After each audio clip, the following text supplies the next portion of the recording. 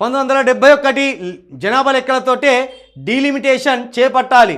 వచ్చే 30 ఏళ్ల పాటు వాటినే ప్రాతిపదికగా తీసుకోవాలి.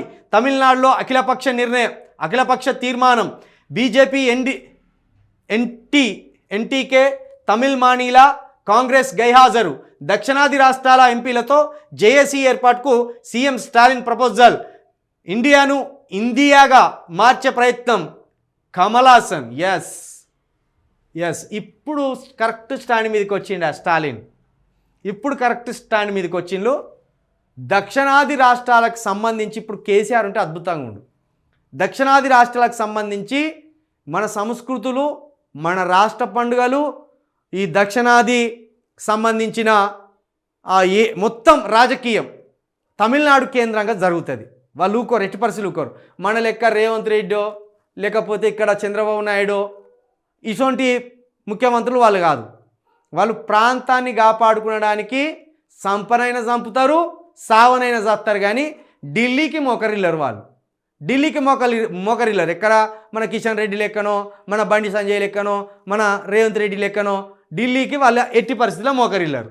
కాబట్టి ఇప్పుడు కరెక్ట్ స్టాండ్ తీసుకున్నాడు స్టాలిన్ గారు. ఏమంటున్నాడు? ఈ కమలాసన్ కూడా చూడండి. కమలాసన్ బ్రాహ్మణ అయినప్పటికి కూడా ఎంత అద్భుతమైన కామెంట్ చేసినో చూడండి. ఇండియాను హిందీయాగా అంటే మొత్తం అన్ని రాష్ట్రాలు హిందీ మాట్లాడాలి ప్రధాన భాష అని అన్నారు కదా. ప్రధాన భాషగా హిందీనే పెట్టాలని ప్రయత్నం చేస్తున్నారు కదా. నార్త్ వాళ్ళు ఏం తింటే అది మనం తినాలి. నార్త్ వాళ్ళు ఏ పండుగ చేసుకుంటే మనం ఆ పండుగ చేసుకోవాలి. నార్త్ వాళ్ళు ఏ భాష మాట్లాడితే ఆ భాష మాట్లాడాలి. ఆఖరికి నార్త్ వాళ్ళు ఎవరిని మొక్కమంటే గవాలే దేవుడు అని మనం మొక్కాలి. వాళ్ళ ఆలోచన గదే. ముఖ్యంగా బీజేపీ చేసిన పండుగలే మనం జరుపుకోవాలి.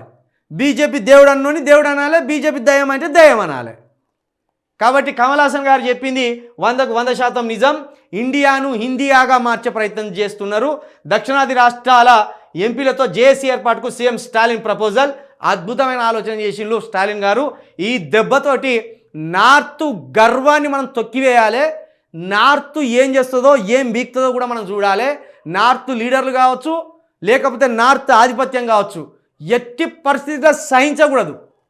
మనం ద్రవిడులం, మనకు ద్రవిడ నాడు ఉన్నది, ద్రవిడ సిద్ధాంతం ఉన్నది, మనకు ద్రవిడ దేవుళ్ళు ఉన్నారు, ద్రవిడ పండుగలు ఉన్నాయి. మనము కులదేవతలను మొక్కుతాం, గ్రామ దేవతలను మొక్కుతాం, మనకు గ్రామ సంస్కృతి ఉన్నది.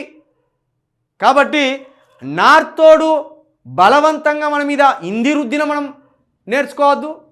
ఇప్పుడు వాడు ఎవడో ఇంగ్లీష్ నేర్పితే నేర్చుకున్నాం. మనం ఇంగ్లీష్ అవసరం కాబట్టి నేర్చుకున్నాం, హిందీ కూడా అవసరం ఉంటే నేర్చుకుంటాం. కానీ నువ్వెవర్రా బాయ్ మా స్కూళ్ళల్లో హిందీ పెట్టాలని చెప్తావు, ప్రతి ఆఫీస్కి హిందీ బోర్డులు ఉండాలని చెప్తావు, ప్రతి స్కూల్కి హిందీ బోర్డు ఉండాలని చెప్తావు. ఎవడు పడతాడు ఇది? నీ ఒత్తిడిని మేము భరిస్తామా? నీ ఆధిపత్యాన్ని అసలు ఎట్టి పరిస్థితుల్లో భరించాం. స్టాలిన్ గారు మీరు మంచి ఆలోచన చేసిండ్రు. దక్షిణాది అన్ని ఎంపీలతోటి ఈ దొంగలు రారు, కాంగ్రెస్ దొంగలు రారు, వీళ్ళు అసలు రారు. ఎందుకంటే చూడిగో తమిళ మనీల కాంగ్రెస్ గైహాజర్. వీళ్ళు చూడడానికి మళ్ళీ పెద్దన్న లెక్క ఎత్తారు. కాంగ్రెస్ మేమే దేశాన్ని కాపాడుతున్నామంటారు, కానీ రారు వీళ్ళు.